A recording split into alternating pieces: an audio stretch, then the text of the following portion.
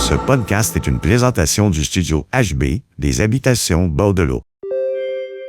Bonjour tout le monde. Aujourd'hui, je remplace Sébastien sur le podcast. Donc, pas d'homme aujourd'hui sur le podcast. Qu'est-ce que tu en penses, Luce? C'est vraiment une bonne idée.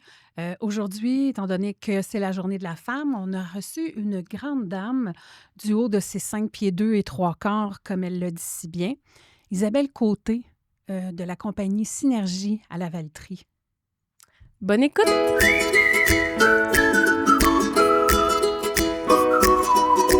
Cet épisode est une présentation des Habitations Bordelot. Un milieu de vie dynamique, sécuritaire et adapté à vos besoins. Les Habitations Bordelot, la maison de retraite de demain. Bonjour, Isabelle Côté, directrice générale de Synergie dans la Naudière. Oui.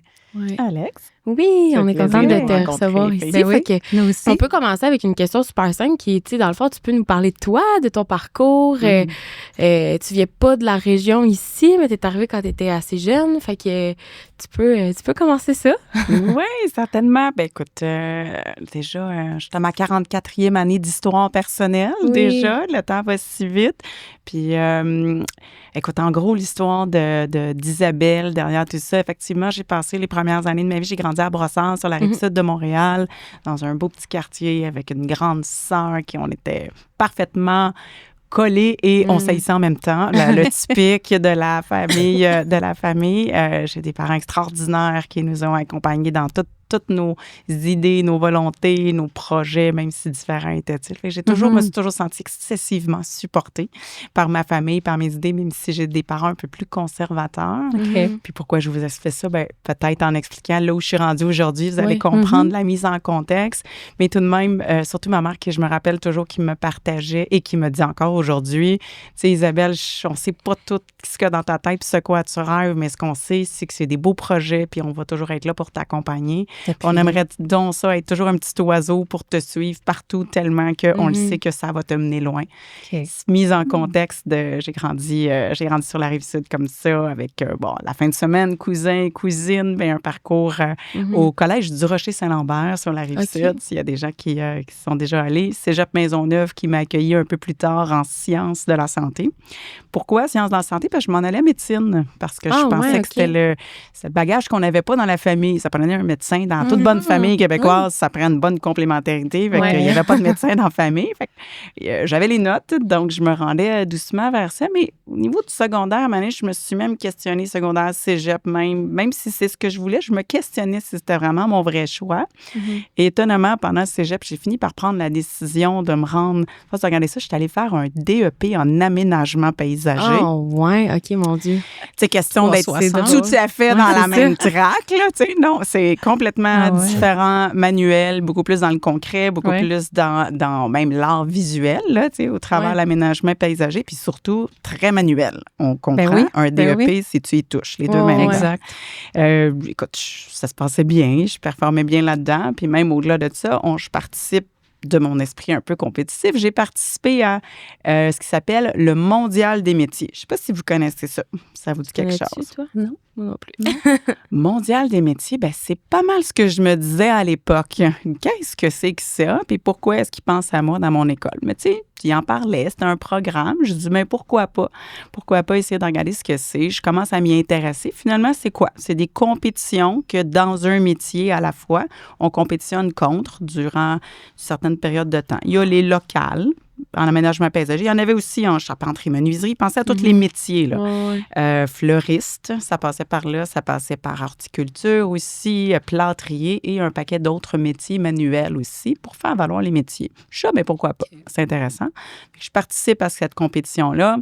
On gagne le local, le provincial, fini par gagner l'épreuve canadienne au travers de ça. Je dis, OK, ça commence à être un peu plus sérieux quand on me demande de dire, Isabelle, est-ce que tu as envie d'aller représenter le pays? J'ai dit, OK, là, ça commence à être un peu plus sérieux, mais j'ai beau en parler autour de moi, puis les gens ont fait à peu près la face que vous avez faite. C'est ça. Je dis, mais qu'est-ce que c'est? Puis ça m'a rendue encore plus curieuse de voir que je m'en allais représenter mon pays et Puis qu'encore, à ce moment-là, personne ne sait c'est quoi, là, tu sais. Non, c'est ça. Puis à ce moment-là, t'avais quel âge? Là, j'ai 19 ans. OK. Oui, j'ai 19 ans à ce moment-là, tu sais, cégep. Tu sais, dans ces années-là, j'étais allée faire mon DEP, fait que c'est au courant de mon DEP. J'ai dit, wow, c'est quand même intéressant. Ouais. Tu sais, ça reste là, dans ma petite tête de 19 ans qui finit par faire quelque chose que l'école organise. Tu te poses des questions, mais pas tant non plus. Mais tout ça pour dire que ça m'a amené quand même à la réflexion de dire, ouais, mais tu sais, c'est comme bizarre que personne ne sache ce que je m'en vais faire. Tu sais. Ça reste là. Ils nous donnent un beau tracksuit, on est tous habillés pareil. Et au courant de notre période de préparation, parce qu'on était en équipe de 2 à ce moment-là pour faire la compétition, j'ai un accident d'auto au mois d'octobre à 19 ans, face à face. Oui, exact. En me rendant au travail le matin, chaussée glissante, pas encore de pneus d'hiver. Tu sais, cet environnement un peu dangereux, c'est là qu'on comprend pourquoi plus tard ils ont obligé les pneus d'hiver à une certaine date. Ouais. Mais ceci dit, de toute façon, on était au mois d'octobre. C'était juste un matin glissant. Accident d'auto. Les 2 genoux fracturés, la cheville fracturée, je suis clouée dans un lit d'hôpital, chaise roulante, je peux plus à peine. Tout de même, je m'en sors relativement bien compte tenu de l'accident. Rien à la colonne, rien, tu sais, pas d'organes touchés, pas le dos touché, tu sais, je m'en sors bien, là, je m'en sors bien. Ouais. En préparation pour la compétition, en aménagement paysager, travail manuel. Là, il commence à avoir quelque chose qui ne fonctionne plus. Là. Et le fait que ça soit les 2 jambes en même temps, mon temps de récupération, il est plus complexe, il est plus long. Je perds de la masse musculaire, tu sais, du haut de mes 5 et 2, 3 quarts, 115 livres, là, j'ai pas de reste non plus. Il ne faut pas que je perde trop de masse musculaire. Fait que dans ce cheminement-là, finalement, la directrice, après quelques mois, je me souviendrai toujours, la directrice de mon centre professionnel, une femme extraordinaire qui, au-delà de son rôle de base, a pris la décision de venir me visiter chez moi, à la maison, pour m'amener du mieux qu'elle pouvait dans un restaurant, m'amener déjeuner à travers la complexité que ça l'amenait. Je commençais à marcher un petit peu, mais c'était exigeant, les genoux ne pliaient pas, c'était difficile. Et là, elle a fini par me dire, tu sais, Isabelle, elle dit, je sais pas ça va être quoi ta décision, mais tu sais, sache que si tu veux encore faire la compétition qui a lieu comme au mois de mars, j'ai eu mon accident au mois d'octobre, ça vous donne une idée du temps. Il dit, si c'est ce que tu décides, il dit, même si ça nous enlève la chance de performer là-bas parce que on ne sait pas trop dans quel état tu vas être, on te supporte. Mais sache aussi que si tu décides de ne pas y aller, puis que tu te sens plus à l'aise de ne pas le faire, on te supporte. C'est toi qui décides. Et je me souviens de ce moment-là comme étant... Tu sais, il y a des gens qui nous marquent dans notre vie, puis on ne sait pas trop pourquoi puis comment. Là. Puis cette femme-là, elle a pris tout son courage, son temps personnel pour venir me voir. Puis c'était facile, la décision pour elle. À son point de vue, dans son rôle, c'était évident qu'il ne fallait pas que j'aille là. Il fallait qu'il me remplace, fini, fin de l'histoire, et on continue. Mais elle est venue vers moi. Et j'ai senti tout son support. Je savais que ça n'allait pas être facile, mais je dis, merci. Puis je dis, ouais, j'aimerais ça le faire. Puis on est allé là-bas. On a fait la compétition. Je l'ai faite en pouvant à peine plier les jambes. C'est une compétition de 4 jours, 10 heures par jour. C'est physique, c'est exigeant. C'est vraiment un temps contre la montre, à transporter des choses pesantes. Mon partenaire a dû énormément compenser pour pouvoir aider. Moi, j'ai dû travailler plus avec ma tête, lui plus avec ses mains pour pouvoir m'aider, ses muscles. Et c'était où? C'était en Suisse, la compétition à ce moment-là. Fait que c'est de se rendre là-bas. Et on est revenu avec le plus haut score du Canada, une médaille de bronze en poche pour représenter notre pays là-bas. Donc, quelle belle épreuve de vie. J'ai réalisé à quel point quand on se donne, quand on veut pousser, on peut... Et surtout quand on est supporté. Parce que si elle n'avait pas pris le temps de faire ça, de venir vers moi, j'aurais eu beaucoup... Peut-être qu'on aurait fait le même chemin, peut-être que je serais allée quand même, mais de sentir à quel point j'étais supportée, cette femme-là, par ces quelques heures de son temps qu'elle a pris, elle a vraiment fait tout un virage dans ma vie important. Oh, c'est beau. Puis c'est sûr que tu étais assez jeune aussi, puis fait que c'est sûr que ça part bien tout ça, dans le sens que tu t'apprends des belles bases, là, tu sais. On le dit souvent qu'au cégep, là, puis c'est un DEP en plus, là, mais tu sais, on apprend des choses importantes de la vie, là. Qu'on retient. Qu'on retient. Puis tellement important, tu sais, parce que j'ai fait allusion quelquefois au fait que personne ne connaissait ce que je faisais. T'sais. Non. Mais tu sais, juste vous remettre en contexte, moi, quand je suis arrivée là-bas, là, d'autres, on est partis, on avait des tracksuits écrit Canada, on était tous habillés pareil, avec un sac à dos pareil, là, mais c'était pas mal ça, tu sais, qu'on avait eu là, comme préparation pour avoir l'impression qu'on s'en allait voir, tu sais, faire quelque chose de grand. Mais quand on est arrivé là-bas, là, et que j'ai vu les délégations des autres pays, la France, le Japon, pour ne nommer qu'eux, c'est c'était les Jeux olympiques, là. Ouais, c'est ça. On était ailleurs, complètement. Puis à l'époque, du haut de mes 19 ans, là, je me suis même questionnée, mais je dis, pourquoi est-ce que le Canada ne nous supporte pas plus dans ces métiers? Ouais. Parce que c'est tous des métiers, c'est pas des professionnels, là, je répète, là. Dans les métiers, et quand je regarde les autres pays, la façon qu'ils regardent l'importance qu'ils accordent à ces gens-là et à ces parcours professionnels-là, C'est différent, là. ça m'a fait quelque chose de spécial dans le cœur quant à le niveau de compréhension et de respect qu'on peut avoir envers les métiers. Puis j'ai dit, ne serait-ce que de ne pas assez en parler, c'est étonnant. Puis je veux faire un lien un peu avec peut-être le lien de ma carrière, parce que vous m'avez demandé, là, je vous ai parlé des premières années de ma vie, puis je m'attarde un peu à cet événement marquant-là, parce que j'ai réalisé à quel point, même si moi, j'avais la capacité académique, j'avais potentiellement le budget aussi. Mon grand-père, merci d'avoir toujours supporté nos études postsecondaires de tous les petits-enfants. Il avait pris soin de mettre de l'argent de côté parce que pour lui, c'était très important. Fait qu'il nous supportait. Fait que tout était là pour que je réussisse à aller faire un parcours universitaire plus traditionnel. Mais mon cœur était ailleurs. Et quand j'ai vu la façon que les gens regardaient les gens de métier, ça m'a inquiété un peu quant à la perception et le réel choix de mettre les gens au bon endroit pour les bonnes raisons. Je suis restée dans l'univers de la construction suite à ça. Avec mon accent, j'avais une compagnie d'aménagement paysager. J'ai poursuivi, j'avais un conjoint à l'époque qui avait une compagnie d'excavation. Fait que j'étais beaucoup dans l'excavation, l'aménagement paysager. Je récupère de mon accident, mais pas pleinement. Je suis allée faire un certificat en architecture de paysage à l'Université de Montréal pour compléter ma formation, pour être plus dans la planification des projets, être plus dans la partie administrative de mon métier pour réussir à compléter nos forces. Et là, on avançait là-dedans, mais bien sûr, il fallait que je réussisse à mettre du pain sur la table aussi parce que partir des entreprises, c'est super exigeant. Et je me retrouve un autre emploi à ce moment-là qui est dans l'entreprise pour laquelle je travaille encore aujourd'hui et que c'est quelqu'un que je connaissais par personne interposée, donc qui m'offre un emploi puis qui me dit « Mon entrevue a été celle-ci », fort simple. Et puis, je l'appelle un jeudi soir. Ça faisait déjà quelques mois qu'il m'avait offert quelque chose. Il m'avait vu sur un chantier. Il me dit, Isabelle, si jamais tu cherches quelque chose, tu viendras me voir. Je dis, OK. 6 mois plus tard, à peu près, je finis par l'appeler un jeudi soir. Il dit, demain matin, 7 h, viens à mon bureau. Je dis, parfait. Demain matin, 7 h à ton bureau. À l'époque, il y avait moins de décorum autour des entrevues. Moins d'étapes, là. Il y avait moins d'étapes un petit peu. Je dis, parfait, 7 h, je me présente là. Ben mon entrevue a été celle-là. Ça a été, j'ai aucune idée de ce que tu vas faire, mais je sais que j'ai besoin d'aide. Tu peux-tu commencer lundi? OK. Fait qu'à 7h02, j'avais une job. C'est bon. Que je commençais le lundi. Et donc, j'ai été autant un peu étonnée, tu sais, qu'on me pose pas plus de questions. Ça aurait pu paraître curieux, mais en même temps, je me suis dit, wow, mais quel environnement de transparence et de courage.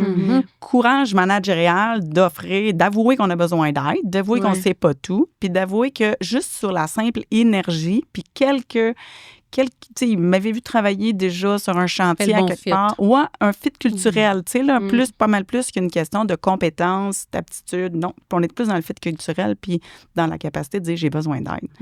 J'aime ça. On va voir ce qu'on peut faire avec ça.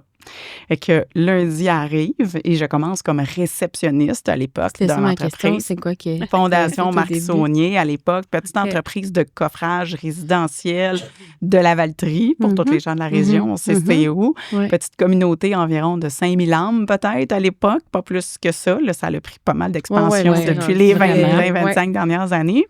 Mais là, à l'époque, on est une vingtaine d'employés. Déjà dans l'industrie de la construction, une vingtaine d'employés. Même aujourd'hui, la taille moyenne des entreprises de construction est de moins de 5 employés. Fait que, c'est ce qui est étonnant. Puis c'est un fait intéressant, ça. On pourrait revenir, là, mais étonnamment, cette entreprise-là avait déjà une vingtaine d'employés en pleine croissance, des gens dévoués, dédiés, qui travaillaient excessivement fort pour réussir à faire un magnifique travail de qualité. Ça, c'était là. La base était là, clairement. Fait que moi, je suis venue ajouter, oui, en tant que réceptionniste, mais surtout avec la capacité de pouvoir aider puis de m'impliquer là où il y aurait un gain.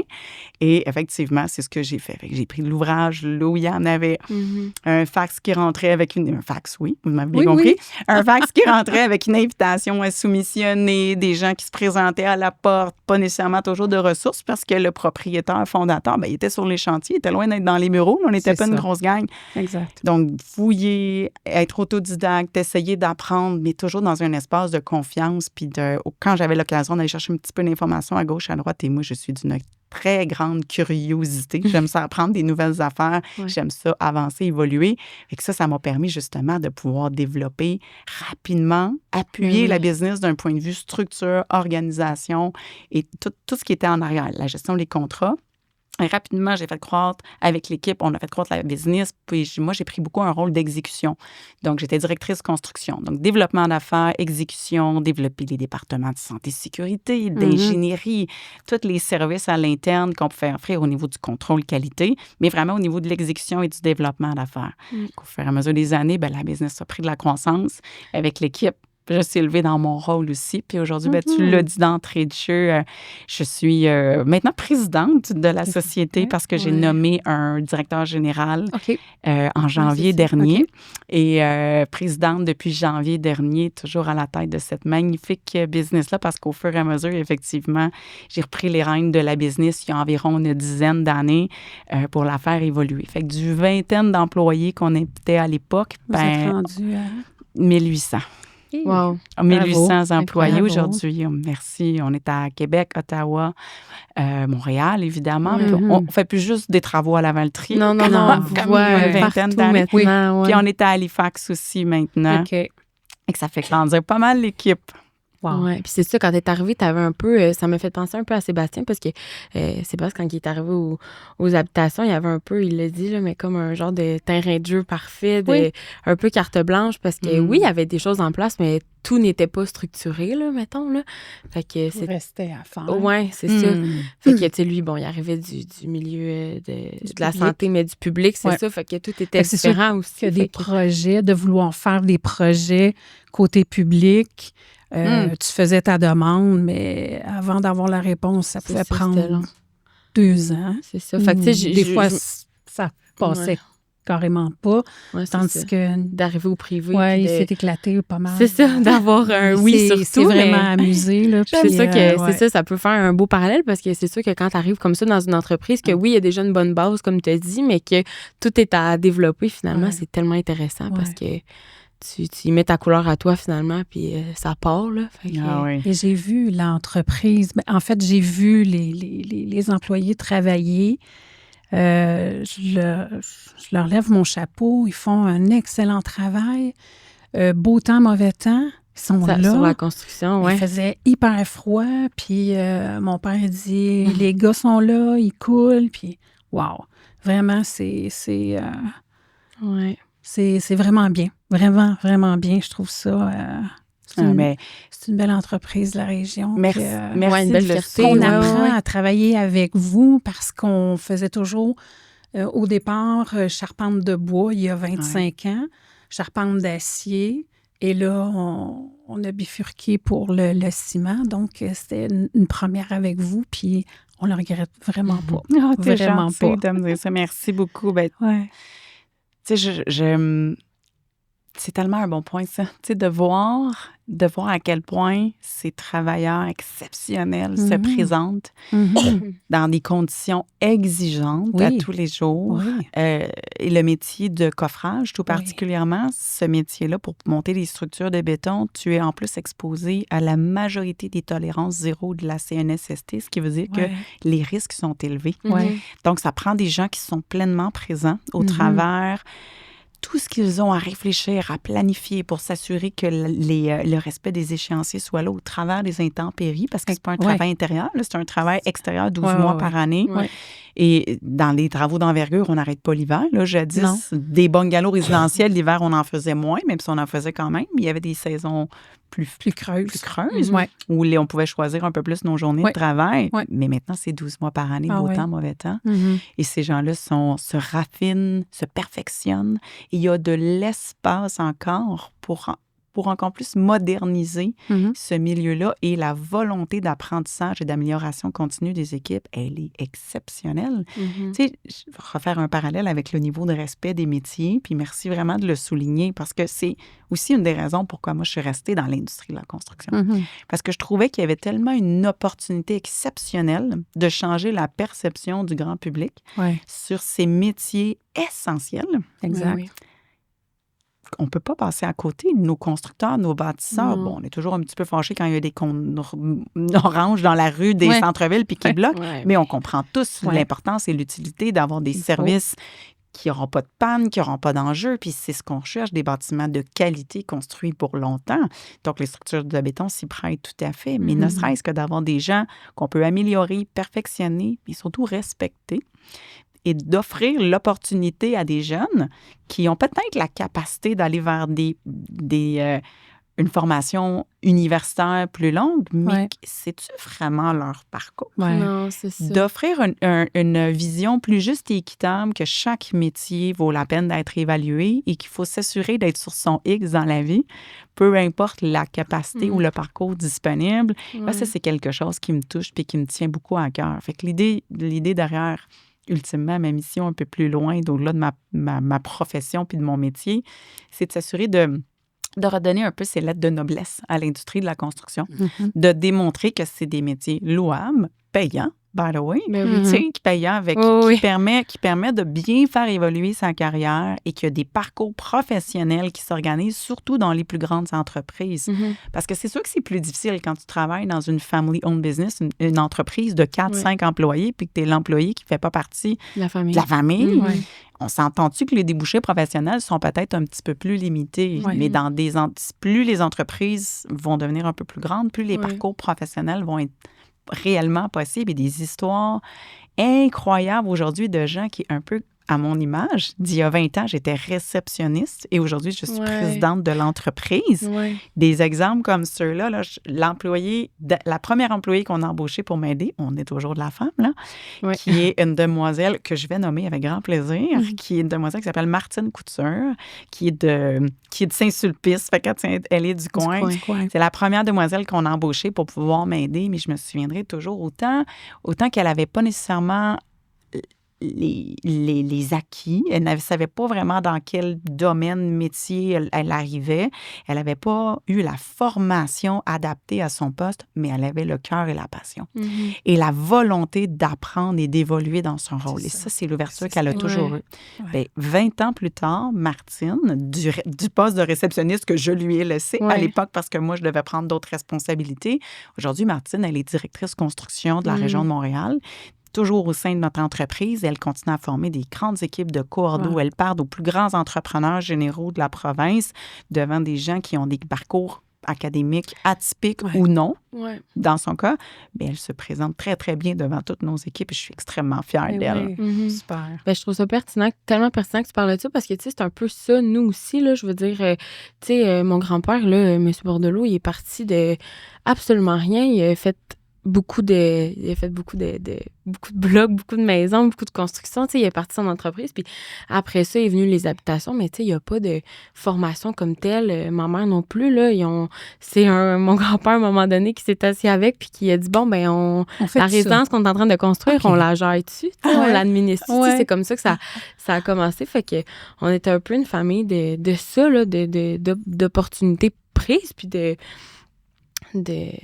comment je pourrais dire, expérience aussi, puis Mhm. jamais pas jamais, mais je veux dire, tu sais, De vous bon avez- vouloir, c'est ça, d'apprendre, exactement. puis Puis comme tu d'avancer. dis, d'avoir du cœur au ventre, c'est tellement Ouais. important. Puis Ouais. c'est Ça mène souvent loin. ça. Ça peut mener loin. En Ouais. exemple, toi qui as commencé C'est ça. réceptionniste ou Martine qui a gravi les échelons Ouais, parce c'est qu'elle ça. avait le vouloir d'avancer. Puis, Ouais. Et ça, c'est beaucoup ça. Ouais. C'est beaucoup. Puis même, tu sais, ce que j'encourage les gens aujourd'hui, c'est vraiment faites attention à tracer trop d'avance votre parcours. ouais, Parce que ça peut changer.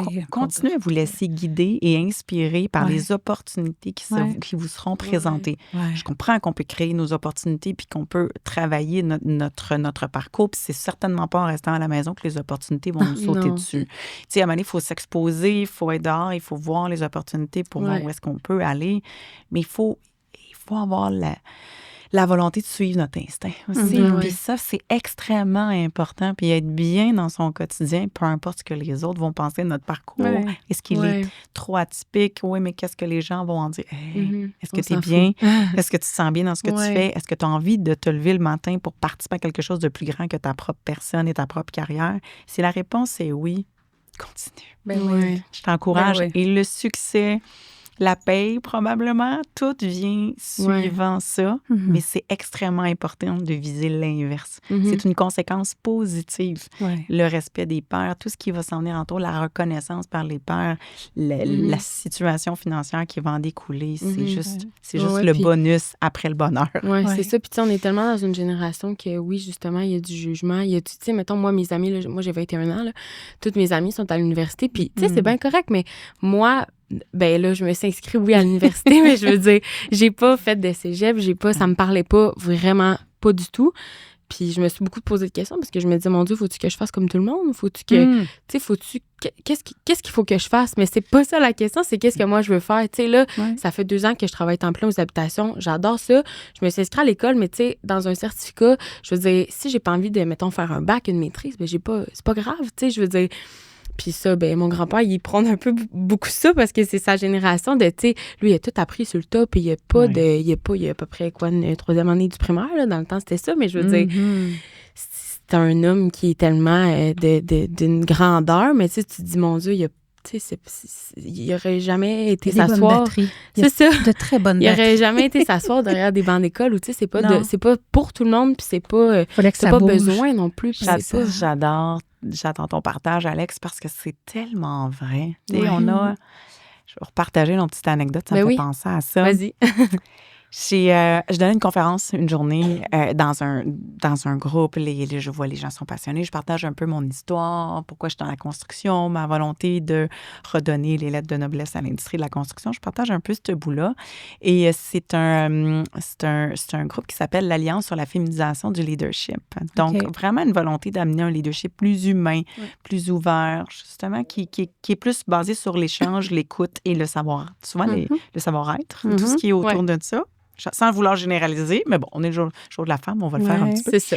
Mais ceci dit, cette belle, grande dame aux cheveux noirs, habillée toute chic, elle vient me voir après, tu vois, tu sais, je veux dire, pas loin de la 50aine, elle vient me voir, puis dans un doux murmure à l'oreille, elle vient me dire « Merci beaucoup pour votre conférence, ça m'a vraiment touchée, j'ai vraiment apprécié. » Et moi, je suis avocate, mais tu sais, en passant... Mon fils est dans la construction. Et là, elle me dit ça un peu comme un secret autour de moi. Pas de fort. Et elle voulait pas le dire trop fort. Et je suis tombée tellement mal à l'aise. Et là, je lui ai dit, OK, vous m'avez partagé haut et fort. Puis je l'ai pas dit, tu sais, parce que ça m'a un peu choquée sur le coup. J'ai dit, OK, intéressant. Cette belle grande dame fière vient me partager qu'elle est avocate. Mais me murmure que son fils est dans la construction. Son fils, qu'elle aime, ses yeux parlent, sa voix parlait l'amour. C'était pas ça. Mais elle avait de la difficulté à l'affirmer à tout le monde. C'est fou, ça. Oui, et j'ai vraiment réalisé à quel point notre société avait besoin de ce message-là. Et on avait besoin de réconforter les gens pour qu'ils trouvent leur place, leur endroit. Je pense que mon discours peut s'adapter à plein de situations. On parle pas juste de la construction. Tu sais, ton choix, Alex, justement, de dire, je le file pas, là, moi, là. Puis, regarde, ultimement, tu es impliqué dans l'entreprise. Ton parcours universitaire va être dans l'exemple concret et non pas dans la théorie. Tu vas y trouver probablement des applications beaucoup plus directes et rapides. Et en toute honnêteté, si je faisais mon cégep demain matin versus quand j'avais... C'est quoi, on a 16 ans et demi, 17 ans, là, genre, quand on arrive au cégep, on ne sait pas trop où on s'en va, on n'est pas vraiment présent, puis on pense pas mal plus à quand est-ce que le cours va finir que la qualité du contenu. C'est ça notre priorité. Donc, mais si le parcours est un peu différent et on se permettait des parcours différents et atypiques, premièrement, les élèves seraient beaucoup plus attentionnés. Je suis convaincue qu'on diminuerait de façon drastique les taux d'absentéisme et de changement de carrière sans trop réfléchir, tu sais, de changement d'orientation, les frais d'études pour la société au complet diminueraient parce qu'on aurait moins de décrochage. Ultimement, c'est un bon choix. À mon humble avis, je crois que c'est tellement important d'être mieux orienté et d'avoir le courage de s'orienter au moment où ça fait un sens. Oui, c'est ça. S'impliquer dans quelque chose qui ne fait pas de sens, c'est très difficile de trouver sa motivation le lundi matin. Oui, c'est ça, exactement. Puis, tu sais, souvent, j'y pense pendant que je suis dans mon cours à l'université que je me dis, mon Dieu, que... Tu sais, je suis allée un peu au cégep, mais pas que j'ai rien appris, mais j'étais, comme tu dis, j'attendais juste Ça que le cours t'intéressait finisse, pas. tu sais, j'écoutais pas. Ouais. Fait que finalement, j'ai rien appris, tu sais, mais je suis bien plus contente, là, à 21 ans, de me dire, OK, je me suis inscrite à l'université, je fais quelque chose de super concret parce que je fais un certificat, tu sais. J'aime ça, j'écoute, j'apprends. Fait que, tu sais, c'est ça, c'est différent d'aller à l'école pour aller à l'école puis faire ce que tout le monde fait versus aller à l'école parce que ça me tente puis ça va m'apporter quelque chose, tu sais. Ouais. Puis c'est Fait un des que- grands privilèges des familles entrepreneuriales. Ouais. C'est moi, ça, je le remarque que souvent, dans les familles entrepreneuriales, on va voir ce genre d'opportunités-là souvent se dessiner un peu plus facilement. Et je pense aussi, par contre, que les familles entrepreneuriales qui ont souvent une panoplie d'entreprises dans leur portefeuille, en plus, avec toutes sortes d'idées ou toutes sortes d'opportunités, vont même être plus ouverts à accueillir des étudiants passionnés, mais en quête de ah, c'est où mon X, c'est quoi ma voie, Ouais. qu'est-ce que je fais, qu'est-ce que je peux faire, même s'ils n'ont pas le CV.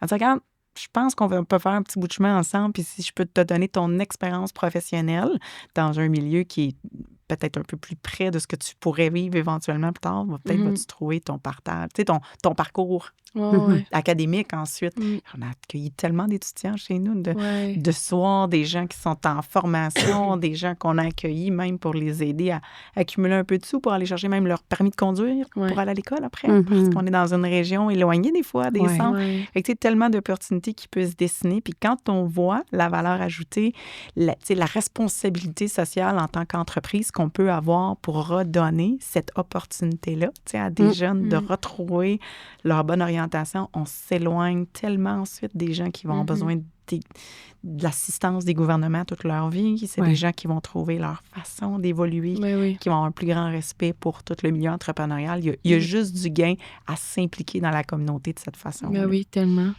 Des opportunités que tu avais lors du début qui étaient réceptionnistes, comment tu les as développées par la suite pour aller plus haut, plus loin? Opportunités nombreuses il y a dans la vie. Moi, je considère qu'à tous les jours, à tous les matins, on devrait voir ça comme une opportunité de faire mieux que la veille.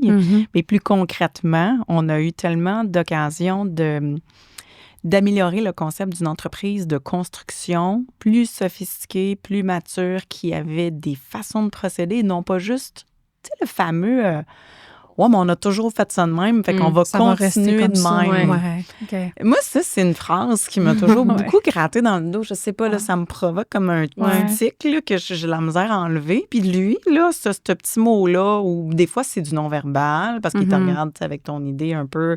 C'est pas toujours dit dans ces mots-là, mais disons que l'idée revient souvent. Ouais. Ce qui veut dire que c'est pas mal l'opposé de l'innovation, finalement. Et l'innovation, ben, elle se saisit dans bien des endroits, là, tu sais, c'est dans les façons de faire, les procédures, dans l'utilisation des technologies, très certainement. Mais l'innovation, c'est ne serait-ce que l'entrevue que j'ai eue à l'époque. C'était une façon innovante de passer une entrevue, on va se le dire. Fait que, tu sais, c'est juste de repenser les concepts pour pouvoir voir ça. Fait que plus concrètement, ben, ne serait-ce que moi, j'ai saisi des belles opportunités d'ouvrir les marchés, entre autres, de Ottawa. Ben, pour la simple et bonne raison que j'étais la seule personne du bureau qui parlait anglais. OK. Bon, on connaît le taux d'anglicisme de la Nodière n'est pas super fort. On le sait, on le vit. Ben, moi, j'ai grandi à Brossard, donc ça m'a donné un environnement un petit peu différent, beaucoup plus multiculturel à l'époque, qui m'a permis d'avoir accès à des gens, plus de gens qui parlaient anglais autour de moi. Fait que plus jeune, même si je l'ai pas appris à la maison, mais je l'ai appris au secondaire avec des amis qui parlent anglais, les parents qui parlent anglais. Fait que j'ai commencé là déjà à développer ma compréhension de la grande utilité de parler différentes langues et de m'y intéresser.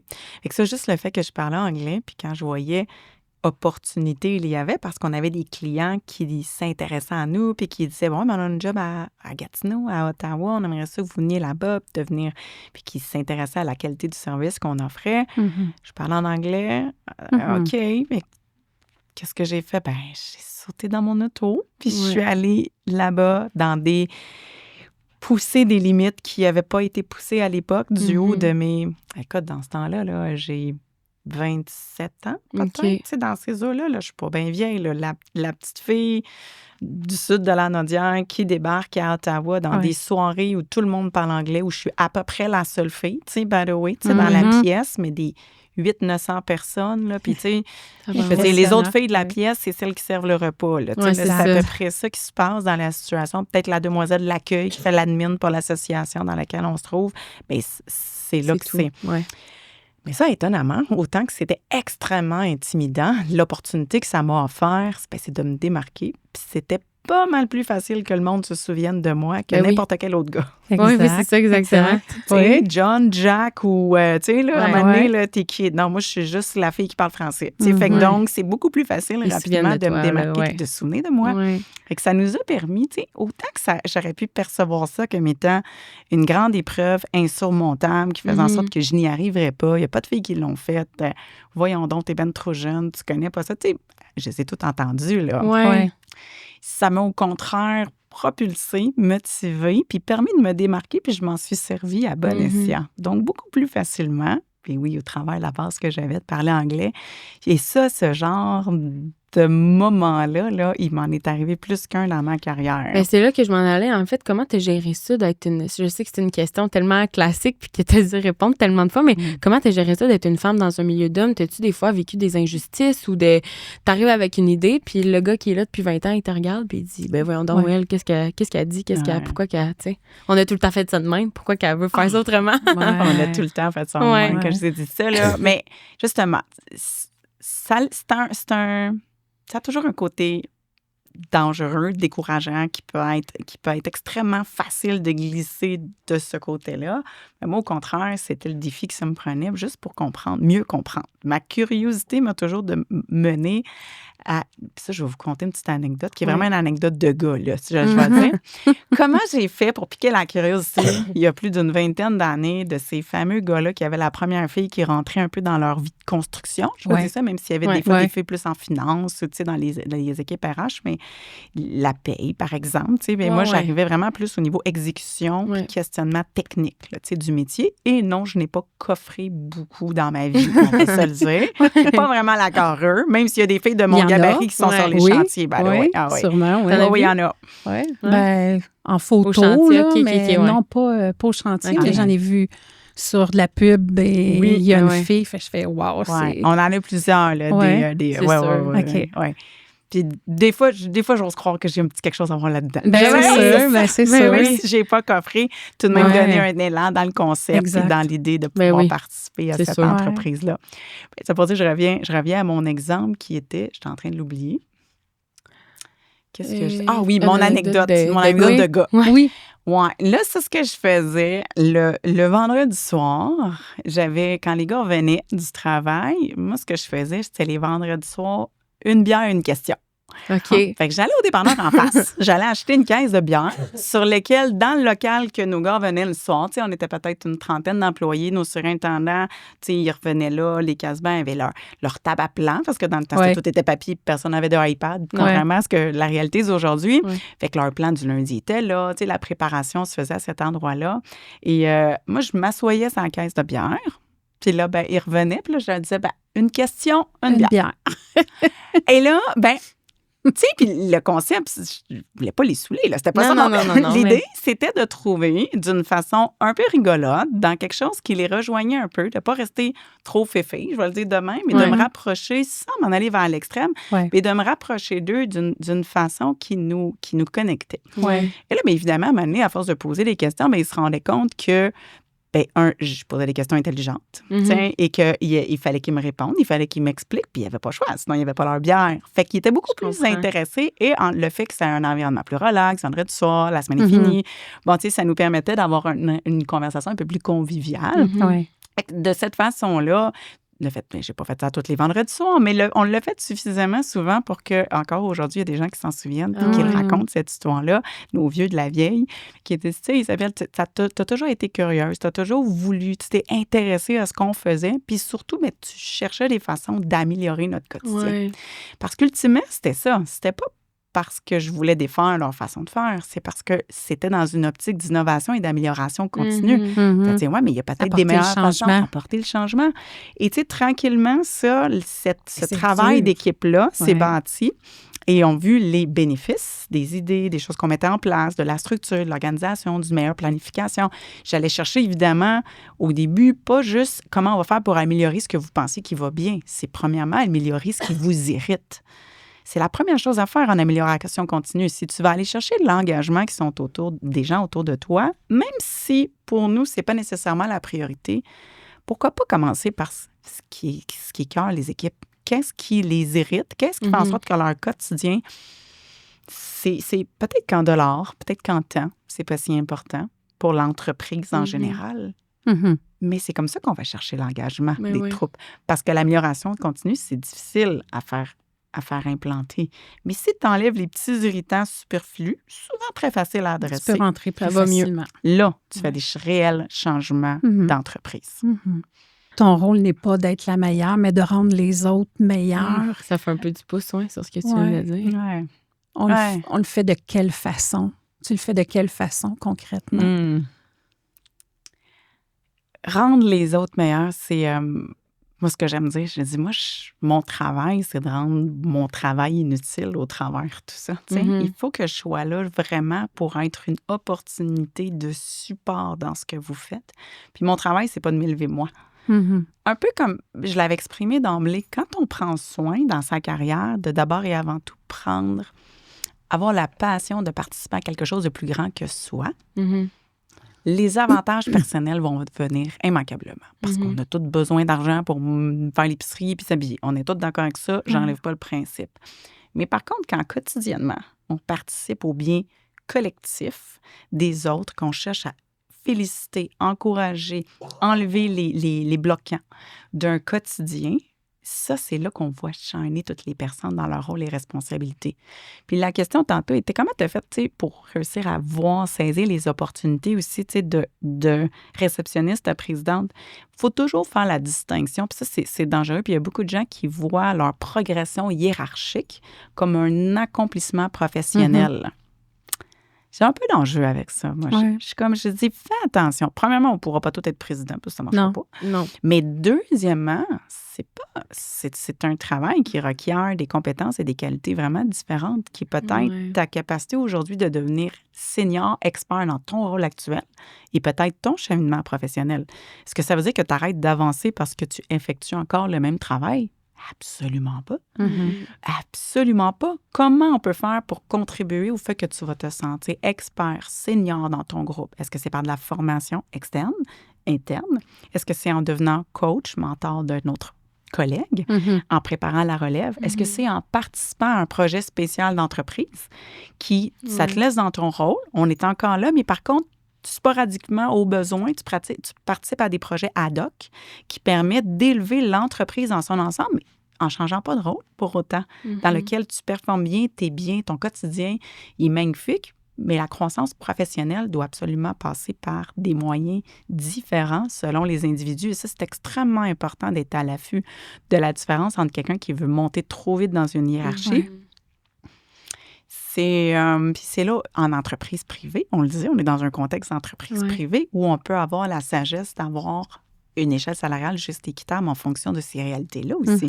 Pas juste en fonction des progressions hiérarchiques. Ce qui est c'est des mécanismes qui, on peut le comprendre, dans les plus grandes institutions publiques, il y a des barèmes plus préétablis parce que sinon, ça devient excessivement exigeant de faire ça. Mais dans l'entrepreneuriat privé, c'est là qu'on a des opportunités différentes de regarder, de voir nos talents à l'interne et de comprendre leur réelle contribution au bien commun. Avec les chapeaux, plusieurs chapeaux que tu portes dans l'entreprise, comment tu gères ton rôle professionnel et ton rôle personnel à la maison? Je ne sais pas si tu as des enfants. Comment tout ça se gère dans une semaine? J'aime souvent dire que moi, je ne suis pas une super maman, je suis super organisée. Ce qui est pas mal plus, c'est plus ça la différence. Je suis loin d'être une grande héroïne parce que j'ai 3 enfants. Mes cocos, ils ont 6, 8 et 9 ans. Donc, quand même assez près de maman. Je suis encore leur super héroïne à eux. Ça, c'est super le fun. C'est les plus belles années. Ceci dit, j'arrive à toute une équipe. J'ai beaucoup de gens qui m'aident, autant d'un point de vue personnel que professionnel, pour réussir à monter la business qu'on a. Mais chose certaine, c'est que oui, la structure, l'organisation, puis ça, c'est ce que j'aime faire. On prend soin dans des entreprises de monter des plans stratégiques qu'on divise en rôles, responsabilités, en objectifs, qu'on mesure la performance dans nos entreprises de toutes sortes de façons selon nos objectifs. Quand est-ce qu'on fait ça dans nos vies personnelles? Non, c'est Jamais. ça. Jamais. Et ça, c'est ce qu'on a pris la discipline, mon mari et moi, de faire. On se fait des planifications stratégiques personnelles dans lesquelles on partage nos objectifs, dans lesquelles on prend une décision concrète de repousser des projets à plus tard. Ce qui fait en sorte que là, on place les voyages d'avance. On a une idée, on sait dans quoi on s'embarque, on comprend les objectifs aussi et qu'est-ce qu'on a envie ensemble d'atteindre dans cette saison qu'on va traverser de quelques années, dépendamment. Tout ça peut se faire sur un plan stratégique. Il y a autant de formats que d'entreprises. Mais donc, l'important, c'est de trouver quelque chose à sa couleur et trouver surtout quelque chose qui va faire en sorte qu'on va éliminer quoi? La culpabilité. Quel grugeur de temps anxiogène qui fait en sorte qu'on a l'impression de jamais en faire assez et de ne pas être la bonne épouse, la bonne maman, la bonne professionnelle dans notre rôle, la bonne amie, la bonne supportrice de notre famille immédiate. On est jamais assez. Et donc ça, cette espèce de sentiment de culpabilité-là, en se faisant un plan, en le communiquant, quand les enfants vieillissent, on le communique aux enfants, puis moi, je le communique à mes enfants. Même aussi jeunes sont-ils, c'est brillant, ces petites choses-là. Hein? Et ça se souvient. Ils ont beaucoup de disques durs de disponibles pour réussir à se souvenir ce que maman elle a dit, mais ils ont surtout la capacité de se souvenir de ce qu'on ne veut pas dire dans des moments de fatigue et de culpabilité. J'arriverai jamais à souper, pas prêt. Là, on finit par ventiler, puis c'est des informations superflues. Puis ça, ce que ça m'a permis de faire au fil des années, c'est pas toujours parfait, là. Pas en train de dire que je suis parfaite. Ce que je dis, c'est que la super organisation de cette structure-là m'a permis quoi? D'avoir des moments sans culpabilité et anxiété, mais donc des moments où je peux être pleinement présente. Et au-delà de la quantité de temps que je passe avec mes enfants, ce que je considère, ou mon mari, ce que je considère qui est primordial, c'est la qualité. Oui, exactement. Bon, on est en train d'essayer de faire 14 affaires à la fois et même si on a l'air d'être présent, si notre esprit est ailleurs, les gens, surtout qui nous aiment, le savent. Oui, exactement. Puis j'avais hâte à cette question-là, en fait, parce qu'il y a souvent un genre de gros stéréotype que tu peux pas être une femme d'affaires ni une maman. Puis moi, c'est comme quelque chose qui me... Ben, pas que ça me stresse, mais je veux des enfants, mais je veux aussi être une femme d'affaires, avoir une carrière. Fait que c'est quelque chose que je pense souvent. Puis même mon copain, il est en entrepreneuriat aussi. Fait que, tu sais, c'est comme quelque chose que j'appréhende, là, si je pourrais dire. Fait que je trouve ça pertinent, ta réponse, parce que c'est ça. C'est pas vrai qu'on peut pas être les deux. Puis en plus, tu as 3 enfants, fait que je veux dire, c'est beaucoup. C'est de la gestion, je veux dire, c'est... Non, puis il faut être prêt à accepter les saisons de vie. Moi, je les appelle comme ça, là, les saisons de vie. À un moment donné, il faut choisir où est-ce qu'on est puis où est-ce qu'on a envie de se déposer. J'étais une fanatique avec mon mari. On a fait de la motoneige, piste hors piste. On en a fait, là, tu sais, à des moins 40. Et tu sais, des affaires de, tu sais, des vitesses, des distances. On a tout fait ça. Et aujourd'hui, on a tout vendu et on n'en fait plus. On a dit, non, tant qu'à les regarder dans le garage, toutes les soutes, les motoneiges, puis toujours être en train de revivre des moments de nostalgie. Je ne veux pas être dans la nostalgie, je veux être dans l'appréciation des saisons que j'ai vécues, puis je veux avoir l'impression d'avancer. Puis on ne peut pas tout faire dans la vie. C'est impossible. C'est chaque chose en son temps, chaque projet dans la bonne saison, que ce soit en entreprise ou en vie personnelle. Il faut absolument prendre ces décisions-là. Par exemple, on était, tu sais, mon chum et moi, on est tous les deux pilotes d'avion. On avait notre petit avion, on a fait des trips extraordinaires à travers le Québec, camper avec notre tente quasiment sur la piste de brousse en Gaspésie. On a vécu des super belles aventures. Mais avec l'avenue des enfants, j'étais enceinte du 3e, là, ça marchait plus. On pense piloter en même temps. Quand tu regardes, ouais. on va mettre cette saison de notre vie-là sur pause. C'est une décision qu'on a prise. On a tout vendu. On s'est dit, c'est plus le temps, c'est pas le bon moment. On n'est plus concentré là, avec la job, avec tout ce qu'on a à vivre. C'est trop de pression. Et on reprendra nos cours d'aviation avec les enfants. Et déjà, on commence à leur en parler. Ouais. Ils en ont envie, on regarde des vidéos, ils ont des petits jeux sur leur iPad d'aviation qui atterrissent des avions. Fait qu'on va reprendre cette Ben oui, c'est saison-là ça. de Ouais. notre vie qu'on a simplement mise sur pause Exact. au lieu de vivre de l'anxiété parce qu'on ne vole plus. Non, c'est ça. Puis Tout c'est le fun simplement. parce que ça permet d'après ça de vivre autre chose puis d'apporter d'autres activités familiales puis de... Et que je t'encourage, tu sais, Oui. être une femme d'affaires épanouie qui a de grandes ambitions, c'est possible. Mhm. Et cette question-là, je me la suis fait poser souvent. C'est pas simple, mais c'est possible. Mhm. Et c'est vraiment prendre le temps stratégique, personnel, Mhm. de le mettre clair avec ton entourage, avec ton employeur, plus facile dans ton cas un peu. Mais tu sais, Ouais. de pouvoir le partager, puis que de ne pas prendre tes proches par surprise au travers de cette décision-là, et Ouais. surtout pas que ce soit une obligation de décision, parce que la fatigue nous fait prendre des décisions qui souvent ne sont pas nécessairement alignées avec notre vraie volonté. Et puis souvent, ben, c'est à minuit moins une, là, ben, c'est difficile de réagir ensuite. Là. Ouais. Fait que la communication, puis la communication, je pourrais repartir pour une heure, là, juste à parler Ouais. de l'importance d'une communication claire Ah ouais. et efficace au moment opportun. Là. Ça, Ouais. c'est extrêmement important. Je suis d'accord. Ben merci pour cet encouragement.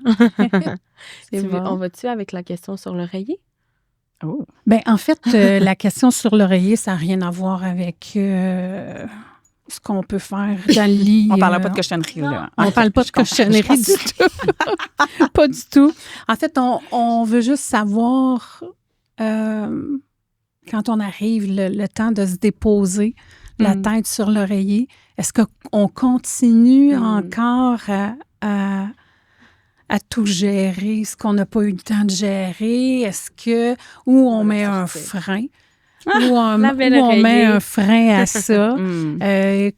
Comment ça se passe? Comment ça se passe rendu au temps Ouais. où on est prête à se déposer? On se couche avec la tête encore remplie ou on est épuré Ouais, c'est une bonne avant d'y question. arriver?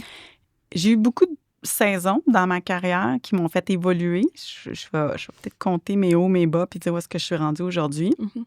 On est un peu plus sage à 44 ans qu'à Mhm. 30 ou à 25. Mhm. Puis, tu sais, ça va, théoriquement, ça devrait aller en s'améliorant encore. Mhm. C'est ce que je vise, en tout cas. C'est ce que je vise.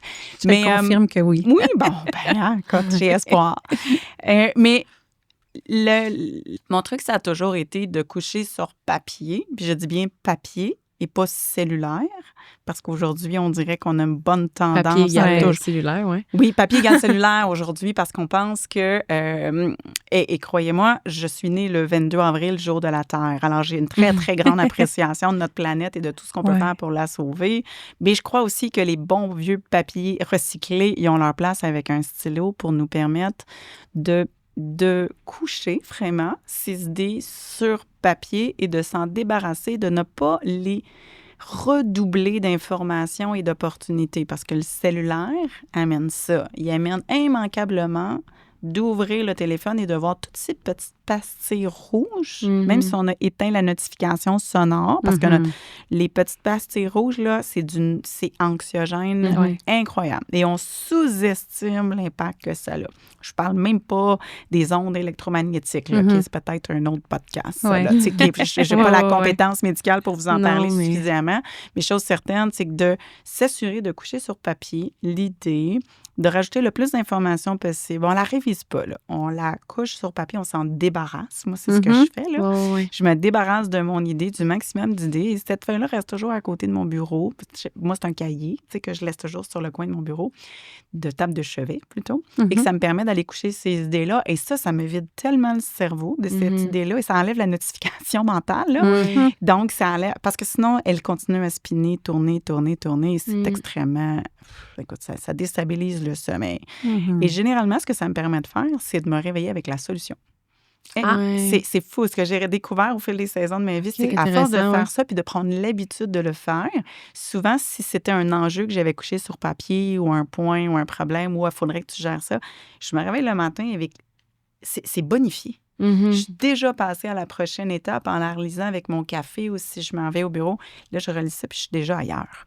Sinon, je passe la nuit à spinner sur qu'est-ce que j'aurais donc dû écrire. Ouais. Fait que je suis pas ailleurs, là. Fait que j'ai sous-utilisé mon temps, puis en plus, je me suis stressée toute la nuit, puis j'ai nuit à la qualité de mon sommeil. Fait que ça, clairement. Puis deuxièmement, j'évite de parler de logistique familiale sur l'oreiller. Mm-hmm. Je sais pas si vous comprenez ce que je veux dire. L'oreiller sert vraiment à se déposer, à relaxer, à prendre un temps de méditation, de cool down, et ça ne sert pas à planifier la journée du lendemain. C'est Demain, pas il ça faudrait que ça faire sert. ça. Demain, Fait que ce qu'on a ici, développé comme truc, nous autres, c'est que oui, c'est pas qu'on le fait pas, il faut le faire, il faut le planifier, mais c'est jamais sur l'oreiller. Non. Jamais quand, tu sais, le moment où tu ouvres ton lit, puis tu te couches, puis tu fais « Ah! Mm-hmm. » Faut rester dans ce « Ah! Ouais. moment-là. Là. Ouais. Absolument, absolument. Puis moi, ça m'a permis vraiment de décanter, d'avoir un sommeil plus récupérateur. Puis je me couche très de bonne heure, by the way. Ça, c'est mon autre truc. C'est parfait, ça. Oui, exact. Ouais. C'est un truc, dodo de bonheur. On sous-estime l'importance d'une grande quantité de sommeil Ouais. dans des journées, semaines excessivement exigeantes qu'on a. Et je suis tellement une très grande fan du 5 a.m. Club. Là. Moi, à 5 heures le matin, c'est mon heure. Je suis prête, je suis organisée, je suis en mode récupération. J'ai le temps de me placer, de me préparer, de m'assurer que ma journée va repartir, de réviser mon agenda la journée. Et mentalement, je suis prête à affronter n'importe quoi. C'est ça. T'as tout révisé, tout est prêt dans ta tête. Mais c'est un bon truc, le petit cahier sur la table de chevet. Vraiment. On devrait le faire. Ouais. Je l'encourage. Qu'est-ce que tu souhaiterais à une jeune entrepreneur pour débuter? Les conseils que tu pourrais lui... Ou un conseil que tu aurais aimé avoir, peut-être. Ouais. Ben, je vais peut-être passer par une définition. C'est un petit conseil, là, parce que je l'ai entendu un petit peu tantôt dans une question. Puis, de réfléchir au concept, à la différence entre le plafond de verre et le plancher collant. Je m'explique. Le plafond de verre est généralement quelque chose que l'externe va nous mettre en place, puis qu'il est au-dessus de nous, puis c'est vrai. Parce que c'est vrai qu'il y a des biais négatifs envers les femmes dans certains milieux. Il y a des grandes organisations, grands bureaux de services conseils qui ont, tu sais, le Boys Club, il est quand même excessivement fort. Puis c'est pas toujours évident, tu sais, partout. Puis ça, je suis d'accord qu'à des endroits, il y a des plafonds de verre qui sont exigeants. Souvent, c'est plus une question de vieille mentalité, vieille culture que d'enjeux réglementaires ou peu importe, ou de compétences académiques. C'est pas une question de compétences, c'est une question de vieille mentalité, des vieux biais négatifs que je suis pas sûre que la fille est aussi compétente que l'homme pour faire ça. Il en reste, mais je reviens sur le concept de plancher collant. Je pense qu'il y a beaucoup plus de femmes qui se limitent dans leur croissance professionnelle parce qu'ils restent jamais sur un plancher pas propre. Ça colle, on est pris là, mais honnêtement, on a accès à changer quelque chose. Le plancher collant est généralement généré par soi-même ou son entourage immédiat qui va avoir bâti un petit peu des biais négatifs. T'es-tu sûr, c'est ça que tu veux faire? T'es-tu vraiment certaine? As-tu pensé à toutes les conséquences? Puis c'est généralement pour nous protéger. C'est parce qu'ils nous aiment, qu'ils veulent nous s'assurer qu'on prenne une bonne décision parce qu'ils ne veulent pas qu'on se heurte au fameux plafond de verre. Mais est-il si existant que ça? Fait qu'il faut réfléchir aussi de dire, regarde, qu'est-ce que j'ai à perdre? Est-ce que je le feel? Est-ce que je pense que c'est bon? Et est-ce que ça sert à mon propre intérêt ou un intérêt plus grand que moi-même? Puis honnêtement, à partir du moment où tu arrives à dire oui, ben pourquoi pas? Pourquoi pas? Et qu'est-ce que la petite Isabelle en toi serait fière aujourd'hui de devoir aller? Qu'est-ce qu'elle dirait?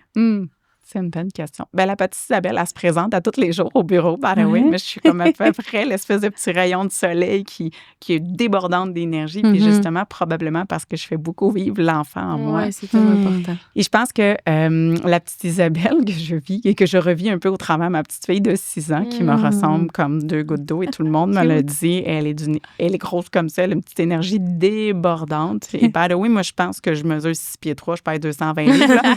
Quand je me vois sur des photos de construction avec ma gang, je suis comme, ah ouais, je suis si petite que ça. Je m'en souvenais pas. Bien, la petite Isabelle, clairement, elle est ça s'est pas toujours passé parfaitement. C'est parfois l'avancée professionnelle est en dents de scie, puis il faut être capable de prendre le fameux pas de recul pour être fier de ce qu'on accomplit et de sortir un peu sais, de toujours faire face aux petits échecs du quotidien en pensant que c'est ça le profil de notre vie, là. Tu sais, il faut surmonter les petites montagnes quotidiennes, c'est important. Mais j'ai tellement de plaisir à faire ce que je fais. J'ai vraiment beaucoup de plaisir et à rire, s'amuser, accepter avec transparence et humilité nos erreurs. Tu sais, on dit souvent, faut avouer ta moitié pardonnée, mais c'est tellement vrai. Et j'encourage quotidiennement mon équipe à dire, venez me voir, venez me parler, on va trouver des solutions, on va se tourner en mode solution. Et ça, là, cette espèce de... Tu sais, je vois des fois ma gang de dire, Isabelle, j'ai merdé, t'es arrivé telle affaire, on fait quoi? Fais-toi-en pas. C'est correct. On va trouver une solution en équipe. Il y a la seule et unique raison pour laquelle il n'y a pas de solution dans la vie, le seul et unique moment où c'est possible, c'est juste parce qu'il n'y a pas de problème. Ce qui, en bout de ligne, est une bonne chose. Oui, vraiment. C'est le seul moment. Ça conclut la fin, c'est ça. Isabelle. C'est Merci, déjà la ça fin. fait Merci très, tellement. très agréable. Merci. Oui, très intéressant aussi. D'apprendre à te connaître. Oui. Ça fait plaisir, les filles. Merci de l'invitation. Ça a été un pur charme de pouvoir être ici, participer dans notre région. Oui. Et se connaître, hein? Apprendre à se connaître. Mais les pères, le père de Marc et mon père se connaissent. André Saunier. Parce qu'il vendait... Il y avait son entreprise de... Gazon. De Trust. Oui, c'est un autre des business.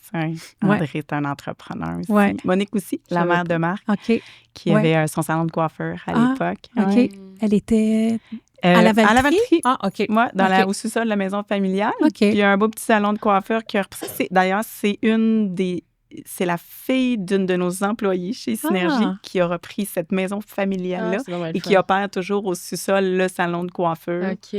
Le Figaro, qui à l'époque appartenait à Monique. Momo, pour les intimes. Momo.